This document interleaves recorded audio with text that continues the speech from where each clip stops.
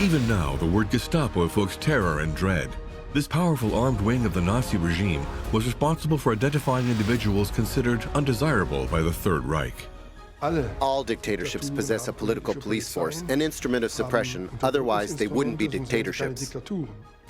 As early as the 1930s, this term was known all over the world, which shows how quickly this police force gained a reputation, not only in Germany, but abroad. How did the Gestapo earn its ruthless reputation? What were its methods, its organization, and means?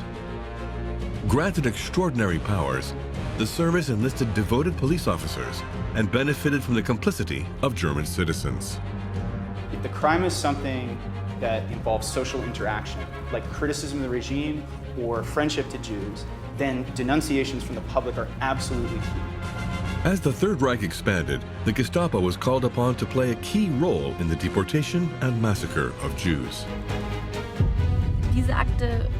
This file documents the fate of a Jewish man, Herbert Israel Kerngut, who was described by the Gestapo as a typical Jew. They were the ones who decided when and how many Jews to deport. Lists were drawn up, 150,000 here, 50,000 there. Being arrested was synonymous with death, and it could happen at any time. That was the reality of Jewish children during the war. Until the end of the war, and throughout Europe, the Gestapo persecuted people with increasing brutality and zeal. I estimate that the number of arrests in the Moselle department alone was about 20,000 people. That's absolutely astonishing, and more than the number of people arrested in the entire Normandy region. We were dealing with people who were invested with a power that they used and abused abundantly. Now, thanks to archival files, expert analysis, and evocative images, you are about to discover the inner workings of the most feared police of the Nazi regime.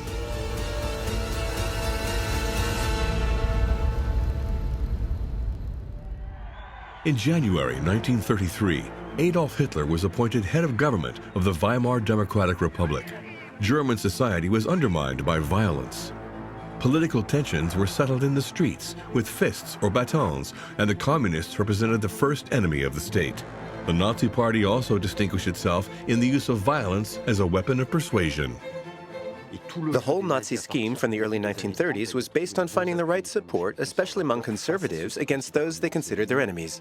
Taking advantage of the disunity of the German left, Hitler appeared to be a shield against the communists, but the Nazis were a minority in the government at the time.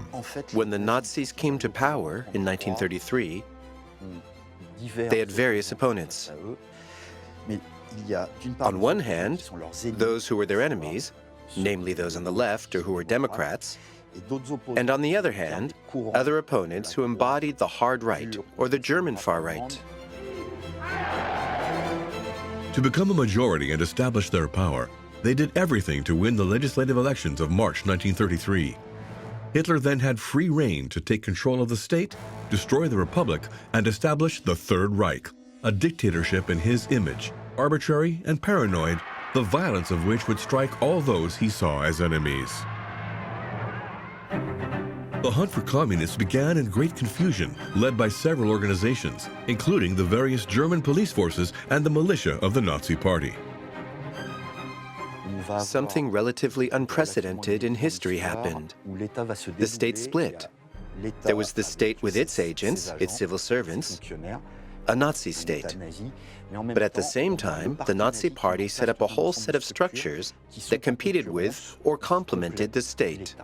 The Nazi Party relied on two complementary and competing militias. The SA was created in 1921, and its leader, Ernst Röhm, was loyal from the beginning. From 1930 on, the SA grew from 100,000 to nearly 1 million working-class men, to whom Röhm promised an anti-capitalist revolution. On the other side were the recruits of the SS. Having gone from 280 members in 1928 to approximately 52,000 in 1933, these men were different from Röhm's in that they were fewer in number, selected based on pseudo-Aryan criteria, and trained in Nazi ideology. These were true fanatics led by Heinrich Himmler. When the curtain raises on the Nazis' rise to power in 1933, he's leader of the SS, which is still under Ernst Röhm and the SA at this time. But the Nazis were now at the head of a state. Traditionally, states have a political police force whose role is to identify groups that are potential threats. Just a few months earlier, the political police of the Weimar Republic were investigating the communists and the Nazis, but they were now under direct Nazi jurisdiction. All dictatorships have a political police force, instruments of suppression. Otherwise, they wouldn't be dictatorships. April 26, 1933, marked the launching of one of the largest criminal organizations in history. Another of Hitler's cronies, Hermann Göring, placed the political police under his direct authority and created the Gestapo, the state's secret police. First of all, Göring didn't set up a new police force. He simply took over the political police of the Weimar Republic and made it independent. But it was a pre-existing police force. That was the first step. He kept most of the teams made up of experienced, methodical policemen who had valuable know-how and existing files on the communists. Meanwhile, the Nazis transformed a provision of German law, making it possible to arbitrarily arrest anyone on mere suspicion. This was the Schutzhaft, or protective detention. Used indiscriminately by the SA, the SS, and the police, it allowed for the arrest of thousands of political opponents. Prisons overflowed. Where would all these people be detained? The Schutzhaft went hand in hand with its logical complement, the concentration camps. The very first, Dachau, opened on March 20th, 1933, just weeks after Hitler's rise to power. At first, after the seizure of power by the National Socialists, the SA created its own sphere of power, so to speak. Savage concentration camps to be used against its political opponents. Praised by the regime's propaganda, the official purpose of the camp was to rehabilitate the prisoners in conditions that were decent and respectful of them. The aim was to make people believe that it wasn't that bad. You could go there and visit it. And that's why the camp was presented as an exemplary one, in which everyone had enough to eat, slept fabulously well, and didn't work that hard after all. The reality was entirely different. In a few months, the camps were filled to the point where they could no longer accommodate all the inmates. They had to constantly create new ones. Despite the confusion, it proves very effective at crushing organized opposition. 200,000 people are cycled through the concentration camp system in Prussia alone by the end of summer 1933. Tensions between the SA and the SS intensified. In 1933, they seized power, and within that power, the SS took over, which was the second step. This wasn't something planned in advance. Himmler wants to play a key role in realizing Hitler's vision of creating a people's community. The first task is quite simply he needs to centralize the power to be able to have any role within it. In 1931, Himmler entrusted his right-hand man, Reinhard Heydrich, with the creation of his own spy service, the SD, or SS Security Service, which collected information on opponents of his organization, including their comrades in the SA. In 1934, Himmler took advantage of a long-awaited opportunity. To Hitler, Rome had become troublesome. His brutal methods embarrassed the conservatives, and his ambitions hindered the Wehrmacht, the German army. An alliance of these conservative forces would overthrow the government. The Chancellor had no choice but to get rid of his old friend. Himmler thus allied himself with Göring, relying on the SD files and the methods of the Gestapo to fabricate a plot by the head of the SA against Hitler. On June 29, 1934, began the Night of the Long Knives, which lasted for several days. Hundreds of SA members were arrested and put to death. Ernst Röhm was murdered in his cell. The SS became more and more important, and the SA was beheaded. There were lists of potential opponents of National Socialism. It was most likely Heydrich who finally decided who should or shouldn't be shot. Several witnesses claimed to have seen Heydrich personally cross off names on those lists. Rid of their rival, Himmler and Göring shared the profits. Göring then focused entirely on the economic domain, the four-year plan, and the Air Force, which offered more promising prospects. Himmler was the big winner of the confrontation. He regained command of the Gestapo and what remained of the SA, and in 1936 became the head of all German police forces. He continued to centralize more and more power until the beginning of World War II.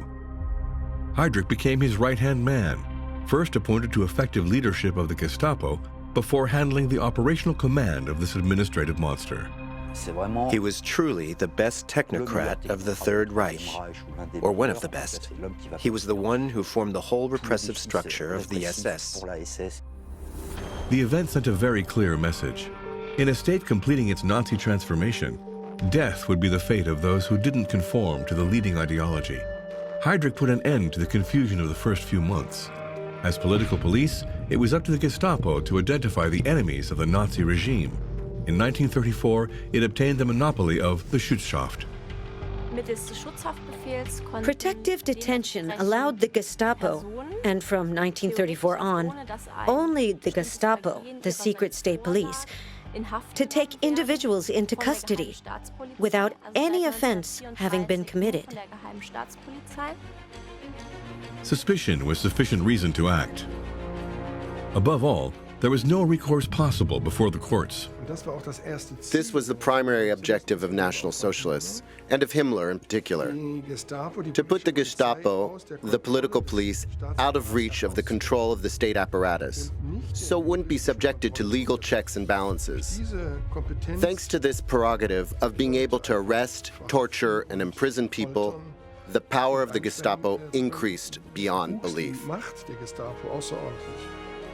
In 1935, the first objective was achieved. 600,000 communists were arrested and 2,000 killed in concentration camps run by the SS. By the end of 1935, of the 422 executives of the Communist Party in office in 1933, 219 were in prison, 125 in exile, 24 had been killed, 42 had resigned, and only 12 were on the run. By this time, it was over in 1935. The communist resistance was virtually crushed, leaving hardly any other after that. At this point, the real question was, what now?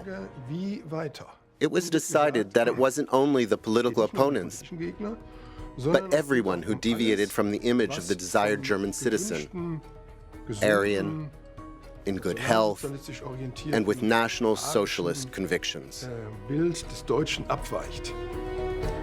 From then on, the Gestapo hunted down Jews, Gypsies, the disabled, Jehovah's Witnesses, homosexuals, and the marginalized. It organized its sections according to the nature of the individuals. The internal organization of the Gestapo reflects the way that it sees German society. The goal was for the Gestapo to become a kind of doctor for the German people as a whole. They had to be freed from all the elements that bothered them politically, but also biologically. This was a whole new mission. A considerable one, as the Gestapo only had a small number of personnel. At the beginning of the seizure of power, the Gestapo had 50 employees in Prussia. That's almost nothing. But soon the numbers reached 1,000 or 2,000 people. If you do the math, in a city like Hamburg with over 1 million people, there were maybe 10 Gestapo agents.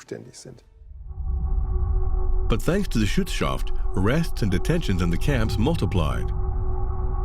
At this point, the Gestapo's most effective tool was put into place: fear. That was pretty logical. When you have such a small organization that has to monitor an entire country, it's impossible to terrorize or imprison everyone. The important thing is that others hear about it and get scared. Such is the principle of terror. The Gestapo cleverly orchestrated its power. Far from the image evoked by its name, the secret police acted in a very public way, with offices that were visible to all in almost every city of the country. Everyone knew where their offices were. They were listed in the phone book. People were aware that this institution existed, and everyone knew how to reach it if necessary. In the beginning, several reports came out in German newspapers, commissioned by the Gestapo or written by journalists. They told of the perfection and infallibility of the Gestapo, its modernity, and to what point it knew everything that happened. It saw everything, nothing escaped it. This was a self-created myth.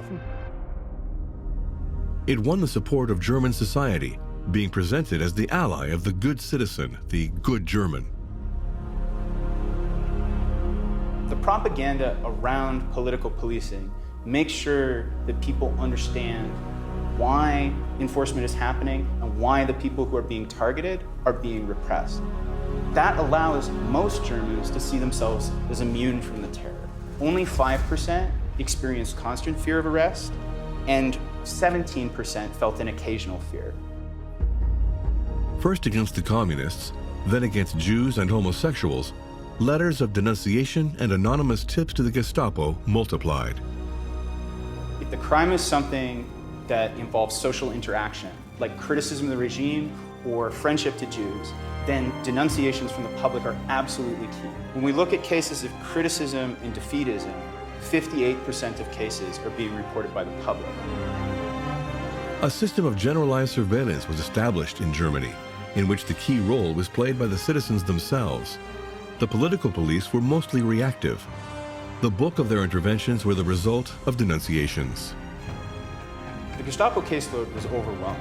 A backlog somewhere between 30 to 60% was standard. And there was really only time to devote to processing information related to the latest priorities from Berlin. Officers were overwhelmed with letters of denunciation. Faced with the omnipotence of the Gestapo, people denounced much more than necessary. This is the case of a 19-year-old man who was denounced by his mother to the Gestapo. As a so-called educational measure, he was sent to the special SS camp of the Hinzert concentration camp.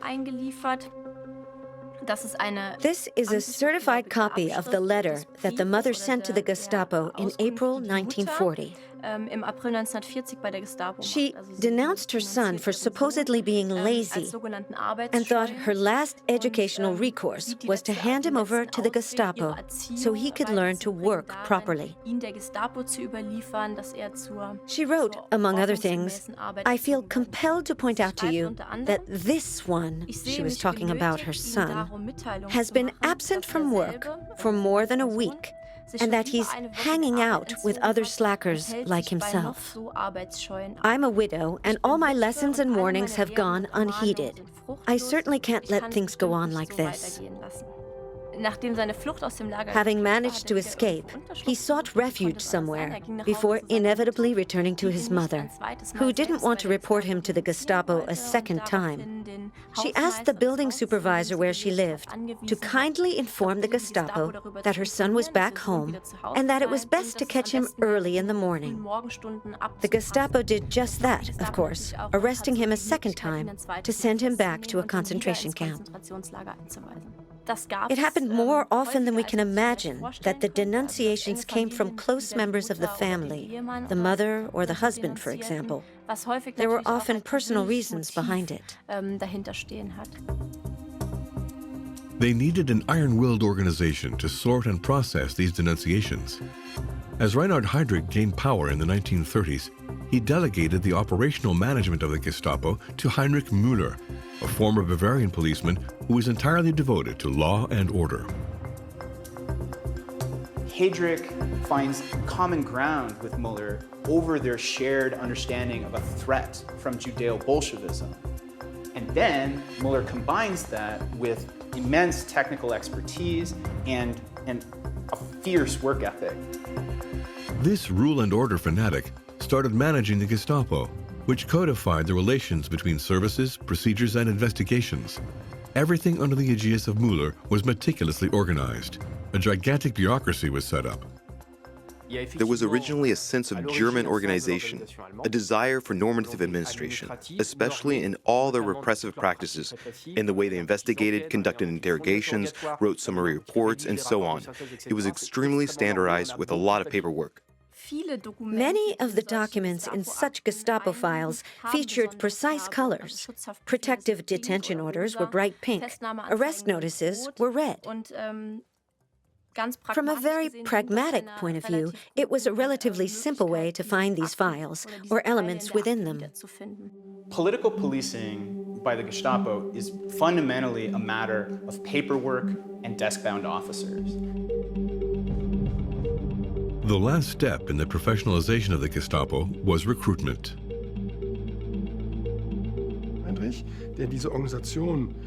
Heydrich, the head of the organization, recruited young college graduates, nationalists and radicals, who had a far more ideological vision. They were often nationalists, all pretty much anti-communist and anti-Semitic to varying degrees. This inclination was carefully cultivated. Under the guise of courses and seminars given in police schools, officer cadets underwent intense ideological training, very similar to that of members of the SS. At that point, they have to go a long 28-month combination of classroom and practical training. In his image, Heydrich modeled this new generation that gradually supplanted the policemen inherited from Weimar. This is the idea of a state protection corps, where the SS will infuse their spirit of absolute loyalty and hardness into all of the institutions of enforcement that will guard the new regime against internal enemies of the people. And the most important of them were the Jewish people. The humiliations, mistreatments, and arrests of Jews increased exponentially. November 1938 marked an infamous turning point, an attack of unprecedented violence and scale. What's generally known in France as the Night of Broken Glass is a Nazi term that's been out of use for quite some time in Germany, and now called the November Pogrom of 1938. It extended more than a single night. In Berlin, for example, it went on for 3 days and 3 nights, which shows you why using that term makes you lose sight of reality. On the night of November 9th, Müller sent a secret order to all Gestapo branches. Measures must be taken for the arrest of 20 to 30,000 Jews in the territory. On the night of November 10th, Heydrich ordered the Gestapo to let German citizens take the law into their own hands. At the same time, the state informed the population that no one would be prosecuted for acts of violence committed against Jews. It's obvious that the state controlled the violence, even if they wanted to give it a popular aspect. Not even behind the scenes, but front and center, the police and various repressive forces conducted and channeled the operations, both in terms of violent acts and arrests. In total, approximately 30,000 Jews were affected by the Schutzschaft and deported. The racial role of the political police was official and only got worse. Lena Haas shows us the mysteries behind a typical Gestapo case. This file documents the fate of a Jewish man, Herbert Israel Kerngut, who was described by the Gestapo as a typical Jew. I'll read it out loud. Kerngut has the typical Jewish appearance. His main characteristic is a misleading and elusive attitude. That is, he was portrayed, and I quote, as an incorrigibly asocial person for whom the only solution, from the point of view of society, was to be locked up in a concentration camp. This is the order of protective detention for Herbert Kerngut, which sealed his fate. After his detention by the Gestapo in Trier, he was transferred to a concentration camp and ended up in Mauthausen, where he died. From then on, the Gestapo's reputation with regard to the Jews quickly spread beyond Germany's borders. the Jewish communities in Europe were warned. Men were stalking them and would relentlessly hunt them down no matter where they were. The term is common knowledge today, but as early as the 1930s, it was known all over the world. This shows how quickly this police force gained a reputation, not only with the German borders, but abroad. As Hitler turned to Europe, the Gestapo took on a whole new dimension. In close cooperation with the secret services, it identified influential elites abroad, drew up lists from the Soviet Union to England, and set up informants to infiltrate the countries targeted by the invasion. They didn't wait until these countries were militarily occupied to set up those informants. They had existed for quite a while. As a result, the Gestapo was able to advance directly behind the Wehrmacht and carried out massive waves of arrests thanks to the collected information. 1938 brought the Anschluss, the annexation of Austria by Germany. To guarantee the effectiveness of the conquest, mixed units made up of agents from various services were put into place. Their name, the intervention groups, or Einsatzgruppen. As their name says, they were sort of a task force. As we say today, temporary units which were always composed of three branches. A Gestapo branch for the political part, a Kripo branch for the biocriminal part, and an SD branch for intelligence, which also had an ideological dimension. The Gestapo was the most important organization. In the absence of local concentration camps, the sentence was brisk. Opponents were taken to discrete locations, gathered, and summarily shot.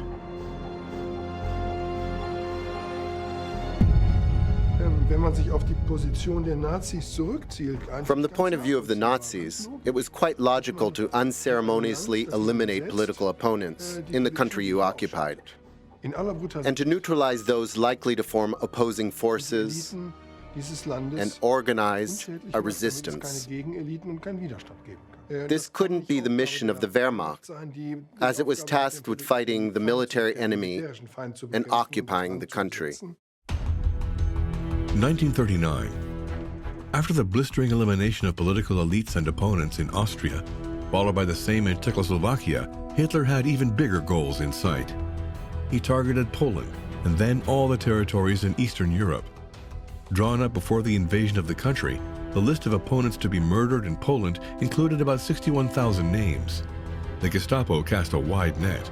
Proven or suspected opponents, ever bigger groups of civilians, and sometimes entire villages were massacred. The Einsatzgruppen were divided into commandos, each with a geographical area to be cleansed. Their troops were deployed successively in Poland, Ukraine, Belarus, and Serbia. Along with assassinating their opponents, they also murdered Jews. It was very easy for Germans to identify Jews, since in Eastern Europe, west of Germany, Jews were a nationality. There were Jewish quarters in all the cities and villages of Poland, Belarus, and Ukraine, so no special research was required. In an extremely methodical way, Gestapo agents and their colleagues organized the industrialization of these shootings. Individuals were grouped by the thousands in forests, huge pits, and fields, and shot in waves, one after the other. In order to keep pace with the invasions of Reich troops, the Nazis also sent similar commandos to Western Europe. But in June 1941, Hitler broke the German-Soviet pact. The Gestapo had to take on the USSR, declared an enemy of Nazi Germany. This was the confrontation with the worst threat against Germany, what they called Judeo-Bolshevism. This led to a wave of massacres during the summer of 1941. Initially, only Jewish men were shot, and of course communists, even if they weren't Jews. In August, Himmler, who visited the front, decided that Jewish women and children should also be murdered, on the grounds that otherwise, Germany would later have to deal with their revenge. Eastern Europe became the scene of systematic massacres that would later take the name of Holocaust by bullets. The numbers were dizzying. In Ukraine, in just 2 days, Einsatzgruppe C executed 33,771 Jewish civilians in a fusillade. This was the massacre of Babi Yar in September 1941. From July 1941 to December 1941, several 100,000 Jews were murdered. The role of the Gestapo in these massacres was paramount, as its agents formed the majority of Einsatzgruppen officers. It was above all the young auxiliaries, these very young lawyers from universities who often had just a simple doctorate, who took the lead of these intervention groups and were therefore responsible for the mass executions that ensued. There, at the heart of barbarism, the importance of their ideological formation was revealed. These aren't monsters. They're a whole generation of Germany's best and brightest, but they've been brought into a particular worldview, put in a certain situation, and then trained to think about it in a certain way. So this is really about how you create a system that produces mass murderers from normal people. And yet, even for these young fanatics, murdering men, women, and children with impunity came at a certain cost. The problem with this is the psychological toll that it takes on the executioners. Depressive tendencies, generalized alcoholism, so many signs of trauma that in the eyes of the Nazis posed a real problem. They were detrimental to the agent's efficiency. Einsatzgruppen commanders complained repeatedly that the mass execution of women and children could lead to the degradation of their men. This term is important. Degradation. That's when they started thinking of alternatives. In August 1941, Himmler made an inspection visit to Einsatzgruppe B. He witnessed a mass execution of 100 people. According to witnesses, confronted for the first time with the execution of his own orders, even the boss of the SS felt overwhelmed.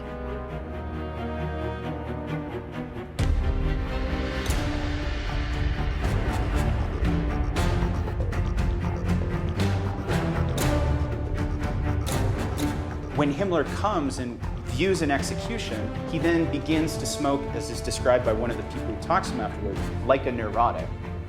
The guy who comes up to him says, "What are we doing here? We're either training brutes or neurotics for the next generation." That's when you start to see the shift in the style of execution toward an industrial form of killing people. It was then that the Wannsee Conference was held, which elaborated the final solution. It was really a meeting where a whole set of leaders were convened. Not political leaders of the regime, but administrative officials. These were members of the Heydrich administration, including Heydrich himself, of course, and Heinrich Müller, the head of the Gestapo. Heydrich was certainly the architect of the Holocaust. The Gestapo organized the deportations. Eichmann became the master contractor in Heydrich's service for the murder of the European Jews. He played a coordinating role. He wasn't the only one, but he coordinated the operation on the European level. They were the ones who decided when and how many Jews to deport. Lists were drawn up. First 150,000, then another 50,000.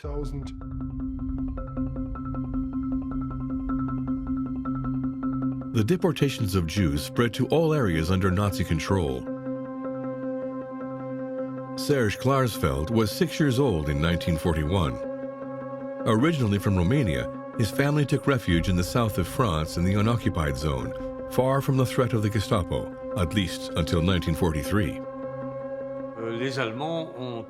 The Germans immediately occupied Nice and began roundups that were among the most terrible in Western Europe. The Gestapo worked by hand. They arrested people and potentially carried out physical inspections. They lowered the men's pants to check whether or not they were circumcised. Serge and his sister received very specific instructions to follow in case their parents were arrested. We were told to go to a friend's house in the event that our mother was arrested. Being arrested was synonymous with death, and it could happen at any time. That was the reality of Jewish children during the war. Their father built a double bottom in a closet to hide the children in case of a Gestapo raid. The Germans arrived. We saw the searchlights on the ceiling around midnight. Immediately, we did what we had to do. We took some clothes and went to the hiding place. My mother and sister and I went, while my father stayed in the apartment. The Germans went up floor by floor, verifying apartment by apartment.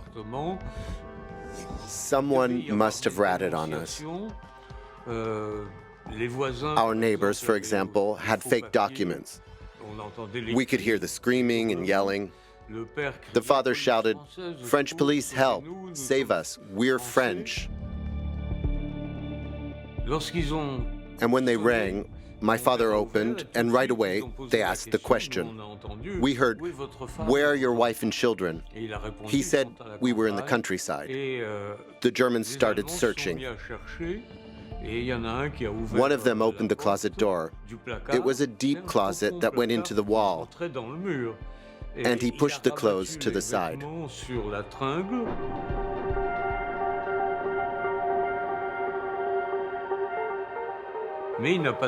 But he didn't touch the partition.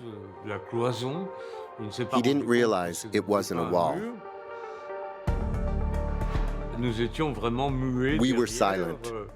My sister stuffed a handkerchief in her mouth so she wouldn't cough, and we stayed like that the whole time the Gestapo was there. They told my father to get dressed. I later found Gestapo search notices for my mother, my sister, and me, marked unknown address. I also found my father on the deportation list. Unfortunately, when he arrived at Auschwitz, he hit a capo who had hit him. He died 6 months later. He was sent to the gas chamber. Unlike the Klarsfeld children, many didn't have the chance to escape the Gestapo's sudden raids into their buildings. 1942 saw the genocide move into higher gear. The political police filled the new extermination camps with disconcerting speed. When the Germans killed a person, they tried to find the rest of the family or other Jews they might have known.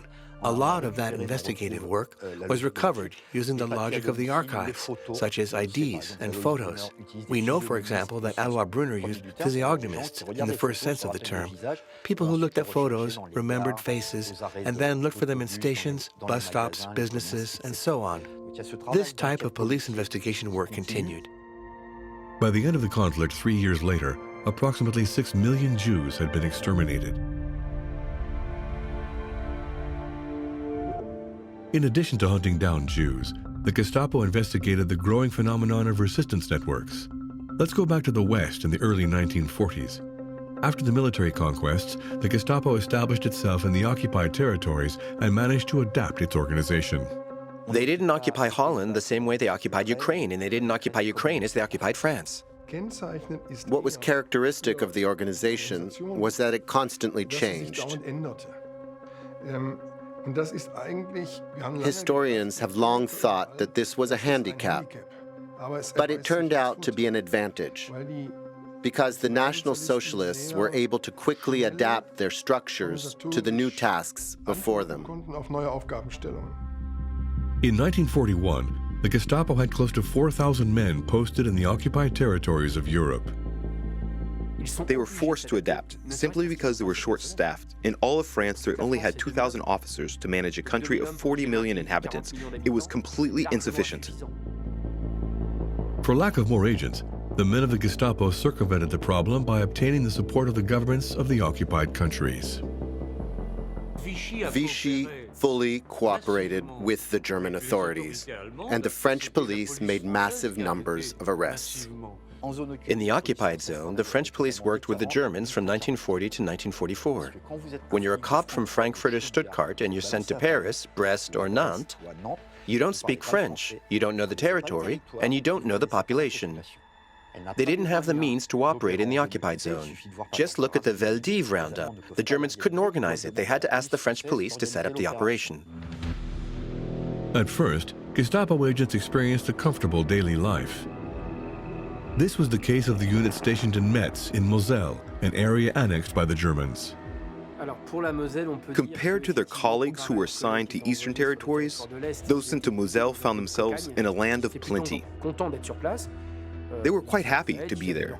They were partying, they had vacations and predetermined work schedules in the summer and winter, but repression was considerable in Moselle. I estimate that approximately 20,000 people were arrested in the Moselle department alone. That's more than the number of people arrested in the entire region of Normandy. In the occupied territories, a sudden event was a game changer. In June 1942, the brilliant Heydrich, then at the height of his career, was killed in an ambush by Czechoslovakian resistance fighters. Heydrich was a legend within the Gestapo and the SS empire. The regime and the SS organized huge national funerals, deploying unimaginable splendor. Heydrich's death highlighted a new Europe-wide phenomenon, the rise of resistance networks, which were becoming a priority target of the political police outside of Germany. If they conducted an investigation on a resistance network engaged in espionage, it would carry out real, effective, standardized police work with agent infiltrations, surveillance, stakeouts, and analysis of material evidence. Institutional collaboration quickly proved insufficient, particularly in France, and the many requests for reinforcement remained unanswered. Once again, the Gestapo adapted and opted for an efficient solution: recruiting civilians. Their motivations ranged from simple survival to political conviction to a taste for power and violence. For certain positions, it was common to have a mind-blowing proportion of 1 German to 10 French, or even 1 German to 20 French. You have to understand that the French ultra-collaborators became full members of the German police, not auxiliaries. These were German police officers who happened to be French. We were dealing with people who were invested with a power that they used and abused abundantly. Starting with their training in Berlin, the agents were taught to recruit those the Gestapo called trusted men, or V-men, agents both professional and amateur. There were so-called occasional agents, people who had a certain expertise. A teacher to spy at school, a priest at church, a railroader to listen in on his colleagues at the warehouse. They were trained and recruited from all walks of life. Some came from the underworld, some were hoodlums, others had lost their bearings. The last category were former resistant fighters, either because they couldn't resist torture or they were promised immunity. These often made for the most dramatic cases, for they tended to be the most evil undercover agents. These were traitors who changed sides and who could only see their logic through. Breaking and using resistance fighters against their own allies proved to be an effective method, which led to one of the Gestapo's great successes, the dismantling of the Alliance Network. The Alliance Network was an intelligence network that gradually got closer to the British intelligence service. It had great success, was very well organized, and carried the nickname of Noah's Ark, since the agents used animal names as code names. The group was eventually spotted by the Gestapo. A young man was sent by the Alliance to Strasbourg to try to build the network there, since it was an annexed zone. He was arrested in Strasbourg. When questioned by the Gestapo, he talked and explained that he knew a certain hedgehog, and so on. The Gestapo made the connection. Approximately 150 arrests were made, mostly in the south of France. A wave of trials took place from December 1943 to February 1944, and all those convicted were sentenced to death and shot. It was against this organized resistance that the Gestapo deployed its most radical methods, using torture during the interrogations. Not to be pejorative, but let's not forget that many resistance fighters were amateurs, not professionals. They had never been interrogated at all and were up against people with 25 years of work experience. The fight was quite imbalanced. These torture sessions reinforced the legend of the Gestapo throughout the world. Its agents, professionals in the manipulation and extraction of information, used a wide range of methods to break the interrogated, from the most subtle to the most brutal. Despite resounding successes in the battle against resistance fighters, pressure was mounting on Gestapo agents, and even more so in the heart of the Third Reich, as the Germans had imported forced labor from all over Europe. This host of potential enemies needed to be watched. In September 1944, there were nearly 6 million forced laborers, including more than 2 million Soviets, who represented potential communist rebels.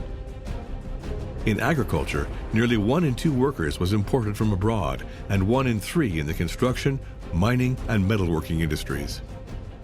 This constituted a new problem, because the Nazis were also the most xenophobic party in German history. This is a real issue for the Gestapo because they view every Soviet citizen as a potential communist revolutionary. People were arrested for arriving late, for being lazy, for not taking off their caps when passing a German engineer. They were often arrested and hastily sent to concentration camps. Workers from the East, considered subhumans in Nazi ideology, were particularly watched. They also meticulously verified whether Polish and Russian forced laborers had contact with Germans. If they had sexual relations with German women, they were publicly hanged. As the war stalled, Hitler saw the situation turn against him. For the Wehrmacht, the Eastern Front had been a disaster since 1942. Everywhere in Europe, underground forms of resistance were strengthening. The Allies were preparing to land in the West. Many agents who had been active in the East were redeployed to head new sections, including in Germany. The objective was clear: to tighten up the crackdown. The good Germans, relatively spared until then, began to suffer the pressure and violence of the political police. Starting in the fall of 1944, the terror and general surveillance of the Gestapo turned to its own population again, because it was feared, rightly or wrongly, that enthusiasm for the war had diminished, and adherence to the regime had declined following the bombings and the prospect of defeat. The terror suffered by the German population intensified. The number of incarcerations and concentration camps increased.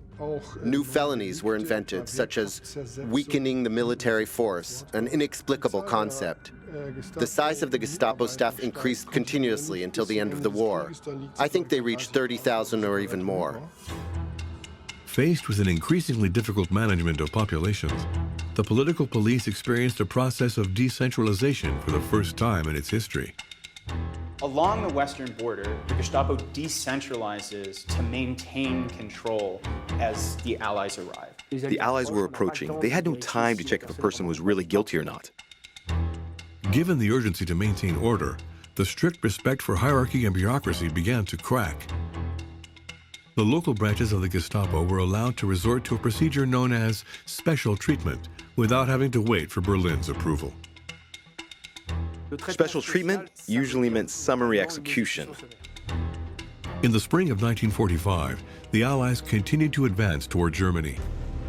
Hitler sent the Nero decree to all administrations. Any compromising trace of the regime had to be destroyed. The resulting systemic destruction of archives remains one of the causes for our lack of knowledge about the secret police.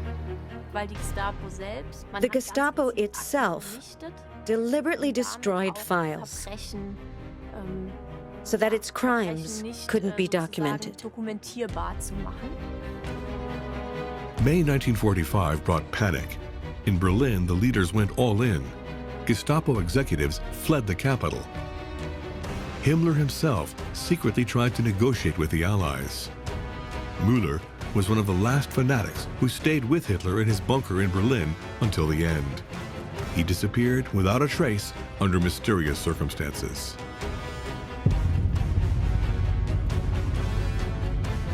In November 1945, the first international trial of Nazi criminals began in Nuremberg. At first, the Allied investigators didn't attribute much importance to the Gestapo. They focused more on the Wehrmacht and the SS, but they gradually became aware of the role played by Gestapo units in the occupied countries, a role so important the Gestapo as a whole was declared a criminal organization at the Nuremberg trials. With the war over, the very special skills of former Gestapo agents became attractive in the new context of the Cold War. Post-war German society even saw the careers of ex-Gestapo agents flourish in the new spy services in the West. By the 1950s, the situation had changed, and most, but not all, Gestapo agents were reinstated in the civil service and even received their pension. Other fugitives offered their experience to authoritarian regimes in South America as well as the Middle East. The police know-how of the fight against the Jews and the Judeo-Bolsheviks was seen as beneficial against the USSR because they knew how to do it. They had methods, knowledge, and they knew the communist enemy. From its creation in 1933 to its disappearance in 1945, the Gestapo was complicit in all Nazi crimes. Enjoying exorbitant powers, it guided the dizzying massacres of entire communities during the Holocaust by bullets, hunted down resistance fighters, and organized the deportation of Jews and other undesirables to the camps, tipping into a frenzy of murder and brutality pushed to an extreme. In the last days before the Allies reached the cities, the Gestapo commanders often did one last thing.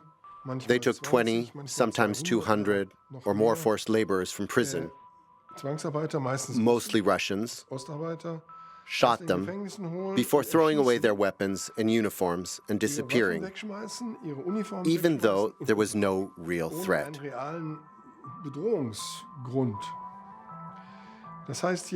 That means some sort of reflex had developed, the reflex of violence. Most were surprised to have survived. And a few years later, they once again became police officers in Germany.